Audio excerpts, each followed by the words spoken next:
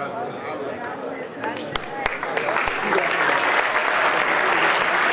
meno di 50 a 100 creators, con un boom di visualizzazione o di engagement, come si dice in gergo, a 2 anni dal lancio del progetto Veneto Creators, un progetto fortemente voluto dal presidente Luca Zaia, i numeri sembrano dar ragione a chi appunto ha ideato questo progetto. L'ulteriore salto, si parla di Veneto Creators 3.0, oltre 20 istituzioni coinvolte e appunto questi altri creator che avranno il compito di raccontare il territorio, soprattutto nei suoi aspetti più nascosti, perché c'è un Veneto che non ha bisogno di essere comunicato e invece c'è molto altro appunto da raccontare, e su questo si punta con questo ulteriore step. Siamo arrivati a 3.0, quasi raddoppiati appunto i creators adesso.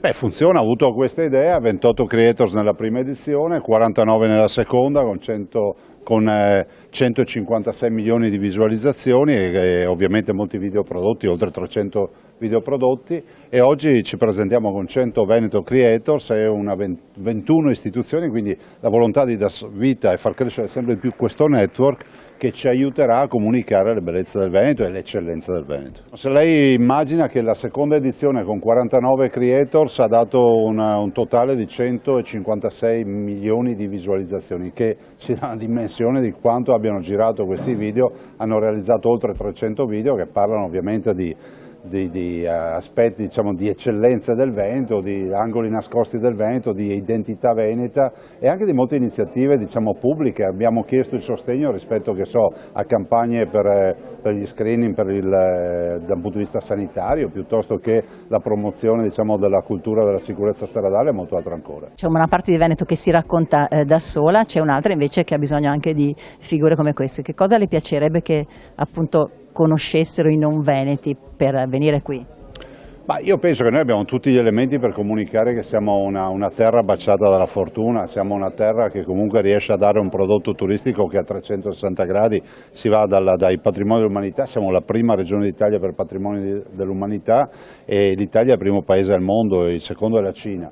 Ma ricordiamo anche che questo è il territorio dell'eccellenza, non è un caso che in queste ultime ore c'è stato un allunaggio grazie alla presenza, diciamo, di una impresa veneta anche in questo allunaggio. E poi molto altro ancora, qui si va dall'aerospazio al food, all'high tech, al tessile, al mobile, insomma tutto quello che vi viene in mente in Veneto si produce con le 600.000 partite IVA.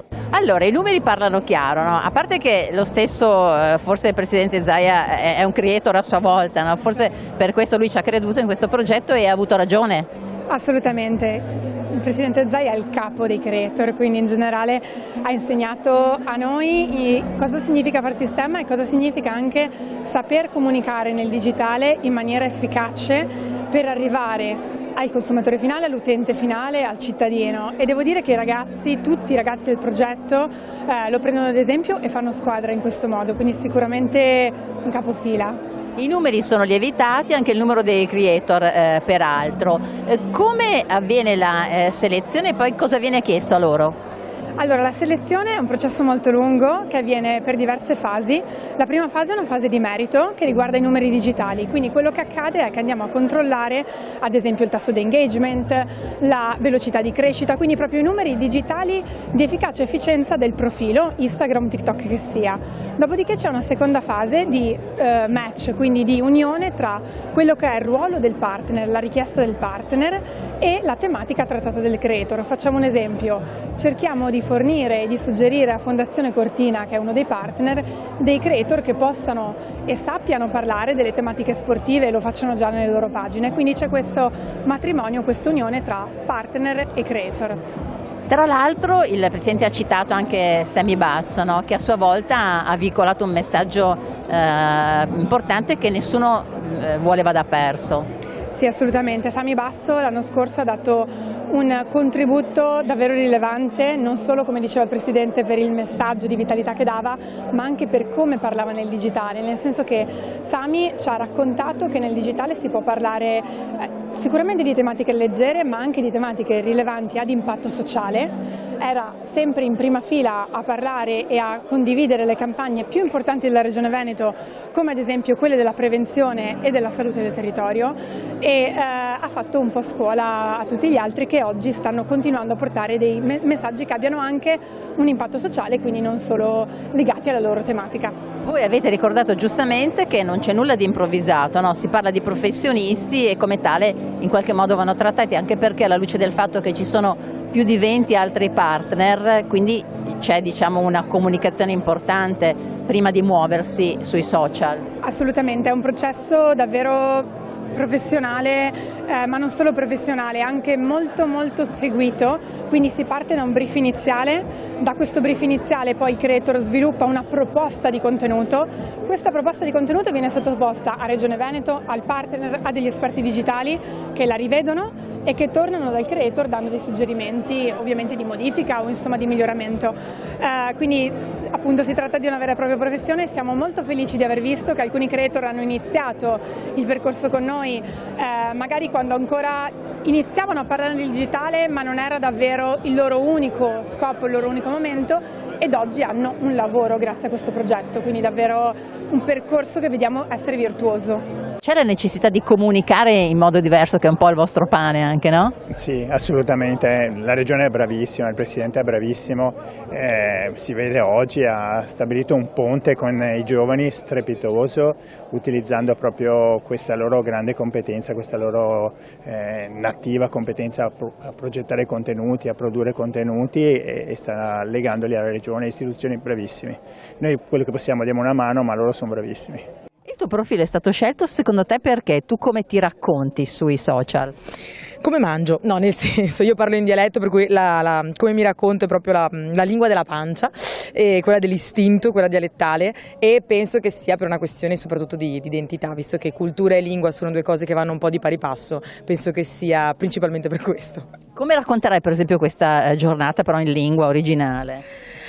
Dai, se abbiamo divertito, no dai, a parte gli scherzi, ci siamo sicuramente molto divertiti, in realtà è un'occasione per rivedersi tutti, soprattutto con i creator che già conosco, ed è un'occasione per fare rete e network con le persone delle nuove edizioni, per cui sicuramente quello che ci portiamo a casa quando ci sono queste giornate qui è un arricchimento sicuramente personale, ma anche dal punto di vista lavorativo. Siamo sicuri che c'è sempre squadra? Non è che magari uno dice devono chiamare proprio lui, proprio lei? Allora, senza far nomi, ma no, ma certo, allora secondo me, chiaro, dipende dall'atteggiamento con cui vieni a fare con cui fai questo progetto. Dal canto mio c'è sempre stata la volontà di fare squadra, nel primo Veneto Creator eravamo divisi per squadra anche per provenienza, per cui in realtà questo concetto di team credo che quest'anno non ci sia, però forse la competitività un po' uscendo da questa dinamica di squadra sarà migliore, perché non ce ne sarà meno probabilmente forse, però il concetto è che se si vive questo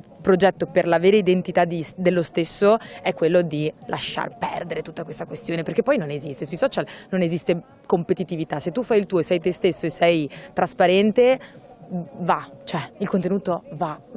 Secondo me internet, poi per chiudere questa risposta, è molto meritocratico quando sei autentico, anche se non sembra.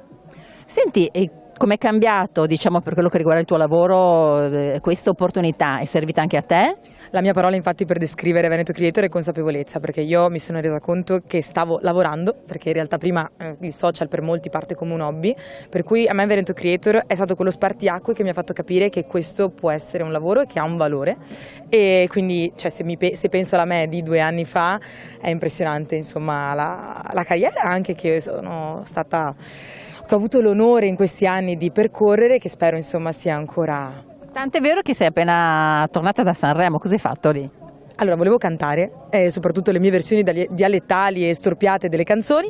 No, in realtà sono andata per lavoro con le 3 radio del gruppo Classe 1, per cui Radio Belle Monella, Birichina e Peter Pan, e ho insieme alla mia collega Alice Fassina, lei si è occupata della parte delle interviste per i cantanti, invece io ho fatto i contenuti social con gli stessi. Senti, l'ultima domanda, come mai il dialetto? È una cosa che nasce anche a livello familiare, hai capito che poteva essere diciamo, una strada anche per ottenere poi i risultati che effettivamente sono arrivati. Allora, gli obiettivi e i risultati non erano non era in preventivo, un po' come ha detto Olia, la vittoria non era preventivata, nel senso che non c'era questo tipo di atteggiamento. Il dialetto, penso, allora a me mi sono sempre tanto piaciuti i social, ho sempre utilizzato questo mezzo, e però nel momento in cui ho davvero deciso di essere me stessa, per cui scavallare e parlare in dialetto, ha funzionato, quindi probabilmente è la mia maniera attraverso cui arrivo di più, attraverso cui sono più autentica.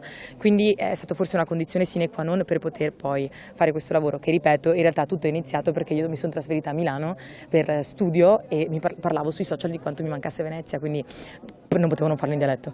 Io sono una Veneto Creators internazionale perché io sono d'origine bellunese, sono nata e cresciuta a Buenos Aires in Argentina, un paese fatto di immigrazione di italiani, anche di veneti.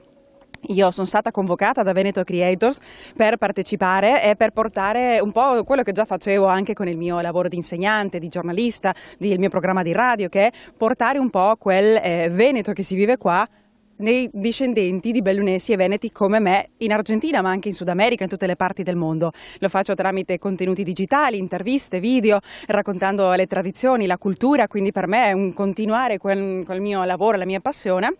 E niente, sono molto contenta di essere qua nuovamente per 2025. Quindi possiamo dire che tu sei una veneta di ritorno, ma diciamo anche tu hai scoperto a tua volta il Veneto per poterlo raccontare agli argentini.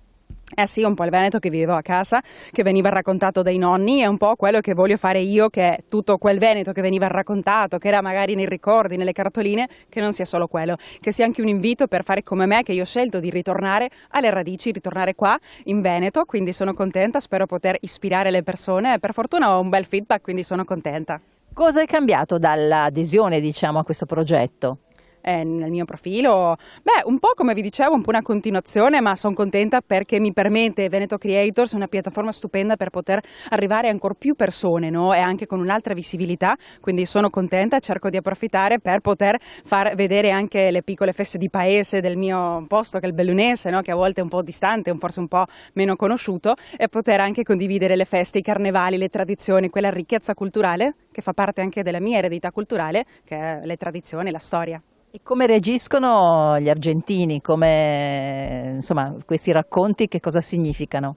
Per loro è tanto il feedback che ricevo anche con il mio programma di radio Ernestina della fine del mondo su Radio ABM, è un feedback positivo perché la gente dice: oh guarda Ernestina, mi hai fatto ricordare quel nome di quella festa che mi raccontava il nonno, o quel posto, quel paese, erano, non so, i miei zii per esempio, quindi un feedback positivo di riscoperta, di amore per quella, forse quel racconto che viene un po' dimenticato con il quotidiano, ma che ora trova in quello un nuovo spazio per vivere. Mi sento molto contenta e orgogliosa di poter farlo rivivere per loro anche. Dall'ingresso nella squadra di Veneto Creator, quanto tempo è passato, che cosa è cambiato e di che cosa vi occupate? Lei che non fa da solo questa cosa, no? No, esatto, sono con la mia compagna e insieme abbiamo il profilo che è Dove andare in Veneto, che è il profilo che racconta un po' il Veneto, le sue tradizioni, i luoghi particolari e soprattutto che cosa fare, perché alla fine ci siamo resi conto che era necessario raccontare anche un po' come distinguersi e cosa poter fare durante i weekend, dove in realtà tutti quanti siamo a casa e ci fissiamo a guardare la televisione, magari che è bellissima da guardare, però è anche bello andare a visitare il nostro Veneto. E il profilo sul Veneto nasce un po' come distaccamento del profilo principale che è Daleon Travel, invece, che racconta più i viaggi internazionali. Come avete lavorato dal momento in cui siete stati, tra virgolette, ingaggiati, no, dalla regione che vi avrà chiesto in qualche modo qualcosa, immagino? Allora, abbiamo continuato a fare quello che facevamo già, perché comunque il nostro lavoro è quello di promuovere il Veneto e le sue tradizioni. Quello che però ci siamo concentrati è andare a raccontare magari degli angoli più nascosti che neanche noi conoscevamo, e grazie alla regione siamo venuti a conoscenza veramente di alcune realtà che non ci aspettavamo che potessero esistere in Veneto. Quindi abbiamo fatto ad esempio una cosa bellissima come in canoa nel Delta del Po, che uno dice ma in canoa sul Delta del Po, invece si può fare anche questo in Veneto. Perché come dicevamo anche al Presidente, no, c'è un Veneto che non ha bisogno di essere raccontato, e invece c'è un Veneto, e forse anche quello più consistente, che va scoperto prima di tutto proprio dai veneti, forse. Ma va scoperto assolutamente, ma in realtà molto spesso anche uno dice non vado a Venezia perché tanto so già tutto di Venezia. In realtà ci sono tanti angoli nascosti di Venezia che, nonostante ci sia il pienone di persone in centro storico, puoi andare nei vicoletti e trovare degli angoli nascosti, e quindi quello che cerchiamo di raccontare proprio anche questo. Cos'è cambiato per voi invece, diciamo, dall'adesione a questo progetto? Beh, sicuramente abbiamo avuto un incremento dell'attività e anche grazie alla promozione poi sui profili ufficiali della Regione, che sicuramente contribuiscono all'accrescere poi la fanpage che abbiamo alle spalle. Chi decide i viaggi nella coppia? Beh, dipende, come tutte le cose la donna decide e l'uomo mette i soldi, quindi di solito è così.